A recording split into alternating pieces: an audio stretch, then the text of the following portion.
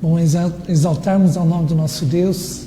Bom é poder render glórias ao seu nome, ao seu santo nome. Nesse momento queremos também ouvir um pouquinho da palavra do Senhor. Pedir ao Senhor, Senhor, abre os nossos entendimentos, para que possamos ter a visão completa do Senhor, entender aquilo que o Senhor quer falar aos nossos corações. Convido os irmãos a abrirem nos Salmos, Salmos número 91. Salmos 91.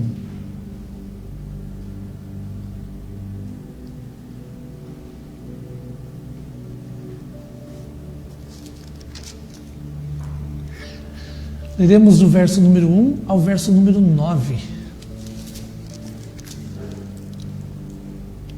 Diz assim a palavra do Senhor: o que habita no esconderijo do Altíssimo e descansa à sombra do Onipotente, diz ao Senhor: meu refúgio e meu baluarte, Deus meu, em quem confio, pois Ele te livrará do laço do passarinheiro e da peste perniciosa, cobrir-te-á com as tuas penas, e sobre as suas asas estarás seguro. A sua verdade é pavês e escudo. Não te assustarás do terror noturno, nem da seta que voa de dia, nem da peste que se propaga das trevas, nem da mortandade que assola ao meio-dia. Caiam 1000 ao teu lado e 10.000 à tua direita, tu não serás atingido. Somente com os teus olhos contemplarás e verás o castigo dos ímpios, pois disseste: o Senhor é meu refúgio. Fizeste do Altíssimo a tua morada. Fizeste do Altíssimo a tua morada. Este Salmo, Salmo 91, se você vai a hospitais, vai a um lugar que tem uma Bíblia aberta, hoje eu não vejo tanto, vejo mais nos hospitais, uma Bíblia aberta, você pode observar que na maioria das vezes está no Salmo número 91.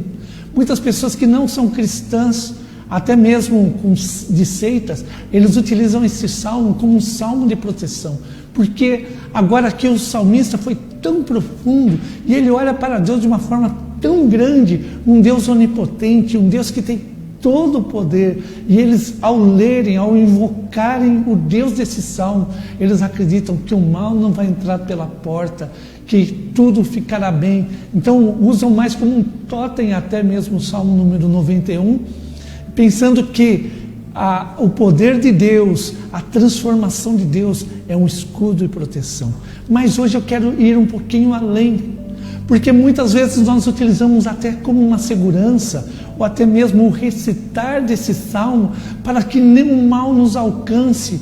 Mas quero dizer para você que o mal, ou aquilo que está sendo prometido nesse salmo, ele está sendo prometido a um povo exclusivo, ao povo de Israel, ao povo de Deus, ao povo que foi comprado na cruz com o sangue de Cristo encharcando o madeiro, aquele povo que foi redimido pelo sangue de Jesus.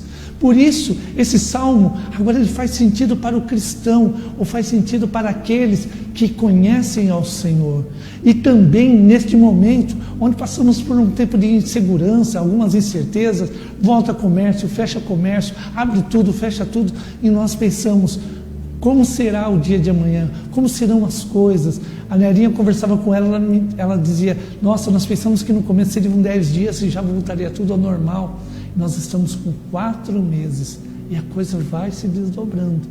E nós vamos caminhando, até mesmo de uma forma, parece que insegura, mas quando nós olhamos para o salmista, ele nos mostra que Deus cuida de cada um de nós. Deus cuida de mim, Deus cuida de você, Deus cuida da sua família. E este salmo, agora nós começamos a trazer as verdades dele, para que você tenha paz, a paz que vem do alto. Então vamos, em primeiro lugar, olhar para esse salmo. Ele nos traz, em primeiro lugar, o que é o descanso. O descanso todo mundo lembra, né? Porque esta noite, ou então alguns nem lembram, mas só lembram da cama quentinha. Esta noite, quando eu me deitei, eu estava cansado, e pela manhã eu já estava descansado, porque eu estava sendo renovado pela noite, pelo sono. E o descanso para o cristão, ou para aqueles que Crer no Deus Todo-Poderoso é saber que no meio da tempestade Ele pode ainda encontrar descanso. Se os irmãos se recordarem, há um tempo atrás eu falei sobre uma ilustração de um pintor que foi pintar a paz, e vários pintores foram pintar a paz num concurso, e um deles se destacou porque ele pintou uma pomba num ninho, ali com seus filhotes, tranquila, ao lado de uma cachoeira que tinha uma vazão de água muito grande. E certa pessoa chegou a esse homem, esse pintor, e disse: como pode você pintar uma cachoeira dessa forma? Você já ouviu o estrondo, que é o som de uma cachoeira, nessa proporção? Ele disse: sim, eu pintei a cachoeira, mas acima de tudo eu pintei a pomba. E ele disse que no meio da tormenta, no meio da dificuldade, no meio daquele barulho todo, daquele turbilhão de água, aquela pombinha achou um lugar para fazer o ninho e descansar junto com seus filhinhos. Assim também o cristão, quando ele olha para esse salmo, ele pode ter a certeza que ele pode descansar mesmo no meio do lugar mais barulhento e da cachoeira mais violenta. Olha o verso número 1: Senhor, Tu tens sido o nosso refúgio. E ele vai continuar de geração em geração. Opa, eu troquei aqui, estou vendo que mudou meu salmo. O que habita no esconderijo do Altíssimo descansa à sombra do Onipotente. Primeiro aspecto aqui, que ele coloca que Deus é onipotente. Quem que é onipotente? Aquele que tem todo o poder. Aquele que tem todo o poder para gerar a segurança, para gerar a paz necessária. Por isso ele vai dizer que ele descansa à sombra, ele descansa, o seu coração está sendo renovado, mesmo no meio da tempestade. Ele pode achar refúgio, ele pode dizer: Deus, eu sei que o Senhor está comigo em todo o tempo. E é um aspecto que muitas vezes as pessoas não conseguem compreender. Como pode haver paz? Como pode haver paz no meio da tribulação? É igual quando uma pessoa, um ente querido, que nós perdemos, e ele se vai aos braços do Pai, mas em Cristo Jesus.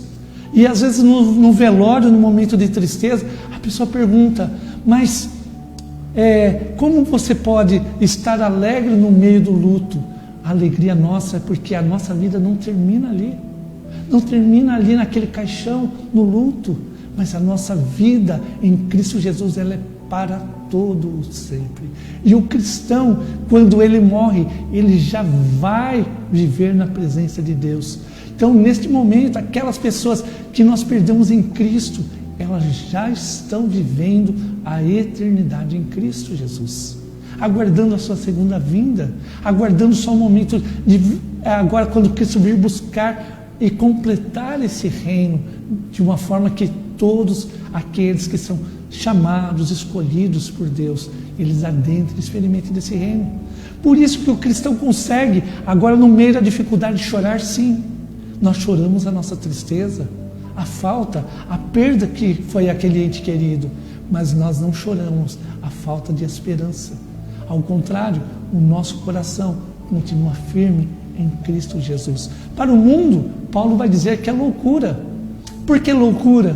Porque o homem natural não consegue compreender as coisas espirituais. Ele não consegue compreender e ter esta paz, porque esta paz não é comprada com dinheiro. Ela não é comprada porque eu dei minha casa para a igreja. A igreja não precisa da sua casa. Porque eu dei um dízimo alto e dei um extra. Vou dizer, irmão, não é isso que traz a sua salvação. É somente o coração entregue a Jesus. Porque as outras coisas, elas vão ser acrescentadas. Por isso que muitas vezes nós encontramos pessoas generosas que dão sem medida, e nós pensamos: puxa, aquele irmão, ele poderia dar menos do que ele dá. É verdade, mas o seu coração, guiado pelo Espírito Santo, agora ele serve ao Senhor através dos seus bens. Por isso, não há como comprarmos o reino. Nós precisamos aceitar a Cristo como Senhor e Salvador e experimentar das verdades. e experimentar. Opa, foi uma pausa dramática. Então, nesse momento aqui, nós estamos no ponto número 2. Se no primeiro momento eu estava falando sobre o descanso, no segundo eu estou falando agora sobre o livramento que vem do alto. Ok? Então vamos lá, novamente o verso número 2 e verso número 3. Diz ao Senhor, meu refúgio, meu baluarte, Deus meu, em quem eu confio. E agora ele vai um pouquinho além, pois ele te livrará do laço do passarinheiro e da peste perniciosa, cobrir-te-á com as tuas penas e sobre as suas asas estarás seguro, a sua verdade é pavês e escudo. Então eu quero voltar um pouquinho aqui. Primeiro, eu me lembrei, eu estava, quando eu entrei nesse ponto, ou quando eu preparava esse segundo ponto, eu me lembrei que quando eu era menino, eu preparava então as minhas arapucas, eu fazia uma armadilha para pegar o passarinho, e nós gostávamos de ter o passarinho nas gaiolas. Então a gente tinha lá a coleirinha, o canário, o vinhado, né? Que era o sangue de boi, passarinho vermelhinho, bonito, a gente achava lindo. E como que nós fazíamos? Nós fazíamos armadilhas para capturar. Assim também, o salmista usou esta mesma metáfora, que era uma verdade naquele tempo, dizendo, olha, pois ele te livrará do laço do passarinheiro, ele te livrará do laço daquela armadilha que está montada para pegar você. Ele livrará você daquelas situações as quais você não sabe, mas foi armado para que você fosse constrangido ou caísse numa situação. Por isso Deus vai mostrando e vai abrindo os caminhos na vida do cristão. Às vezes nós pensamos, puxa, mas eu não sei, a minha compra, por exemplo, vou comprar um carro, eu não sei se o carro é bom, a gente leva a um mecânico, a gente leva a uma pessoa especializada, mas o cristão, ele leva em oração ao próprio Deus, porque Deus vai trazer a confirmação se aquilo realmente vai abençoar a vida dele ou vai maldizer a sua própria vida.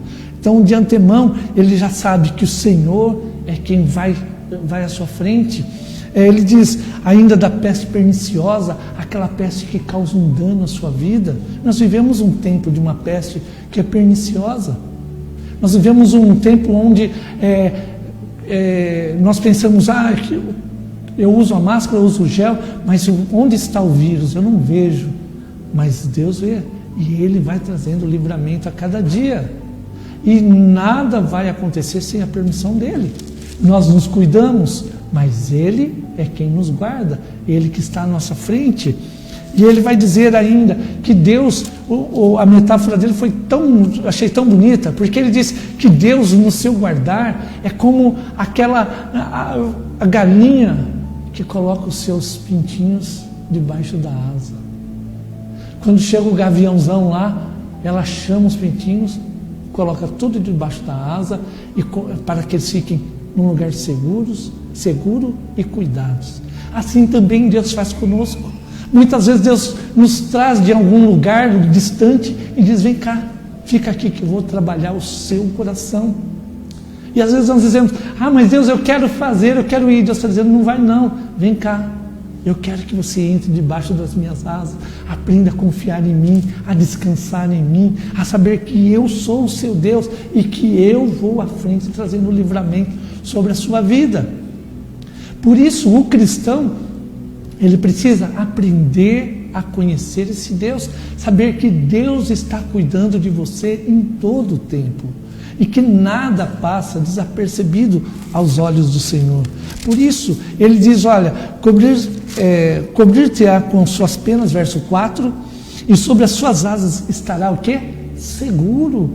Então não é o pastor que está dizendo, é o próprio Deus, a palavra dele dizendo, você estará seguro, debaixo da vontade de Deus, não te assustarás. Aqui, deixa eu voltar ainda, e a sua verdade é pavês e escudo. Eu vou voltar porque eu fui procurar o que era pavês. Eu achei que era alguma coisa de pavê, né? Não é não, pavês é um escudo grande que protegia o corpo todo. E quando você olha para a tradução, né, inicialmente a gente pensa, mas não é uma coisa do nosso tempo, por isso era estranho, e eu fui pesquisar. Então está dizendo que Deus é um escudo que protege você de corpo completo, completa o guardar do Senhor, a vontade de Deus. Por isso ele no verso 5 vai dizer: não te assustarás do terror noturno, nem da seta que voa durante o dia, nem da peste que se propaga nas trevas, nem da mortandade que assola ao meio-dia.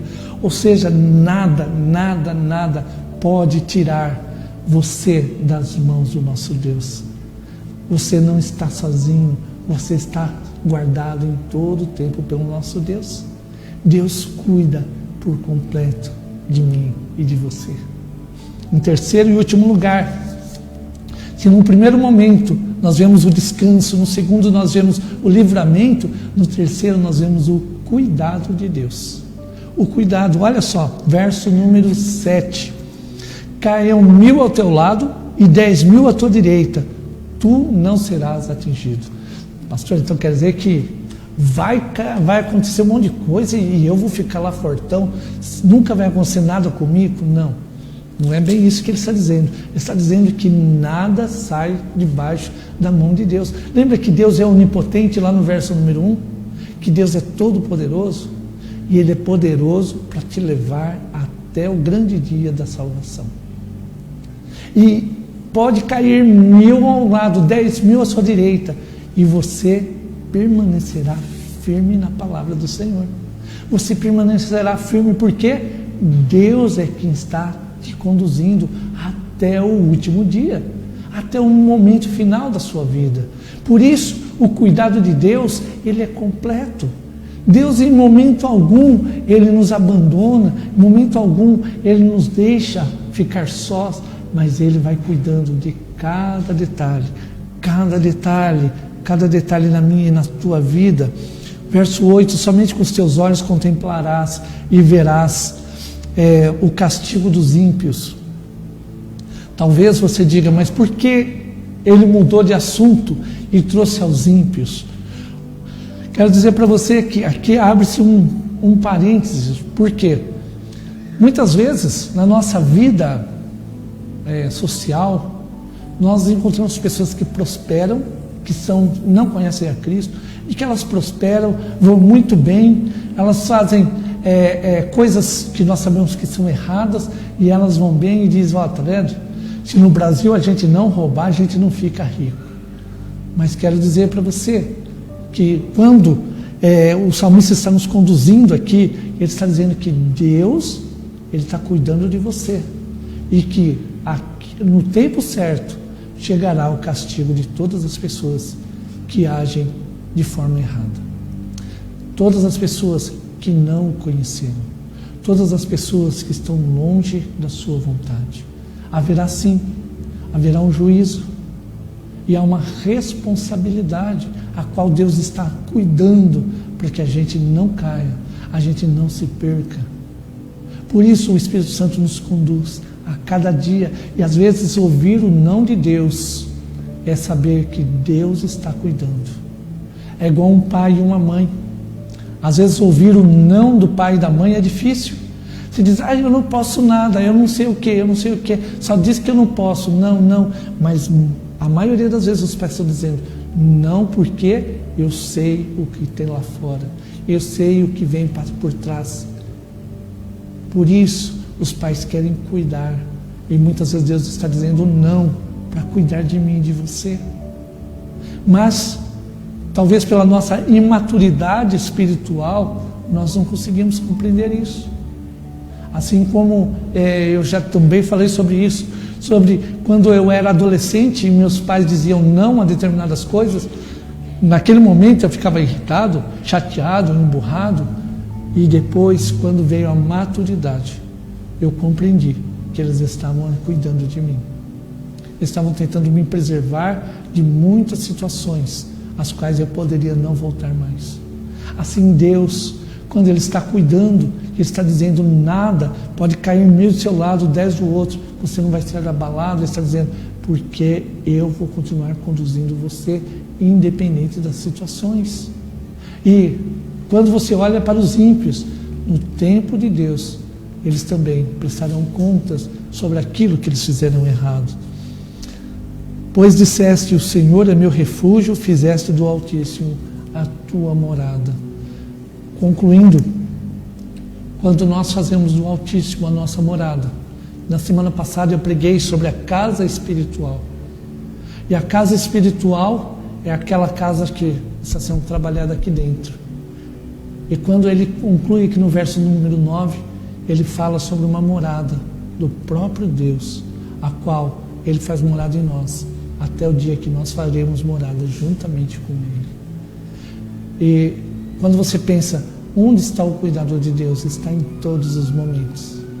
Quando nós descansamos nele, quando nós aprendemos que nele encontramos o abrigo, encontramos também o livramento dele, e finalmente nós encontramos esse Deus cuidador, o qual cuida de cada um de nós. Que Deus abençoe muito a sua vida e você continue firme na palavra do Senhor. E quando vierem as muitas águas e elas tentarem submergir, elas tentarem te afundar, lembre-se que Deus está cuidando de mim e de você.